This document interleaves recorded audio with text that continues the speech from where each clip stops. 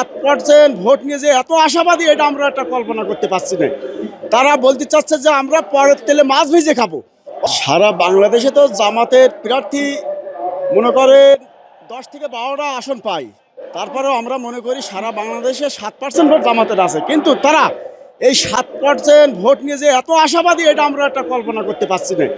তারা বলতে চাচ্ছে যে আমরা পরের তেলে মাছ ভেজে খাবো, অর্থাৎ পরের ভোটে আমরা জয়ী হবে, ওই ইম্পসিবল, অসম্ভব। এটি কোনো রকম তাদের আশা পূরণ হবে না না না। কারণ সারা বাংলাদেশে বিএনপি ঐক্যজোট, সংঘবদ্ধভাবে একজোট।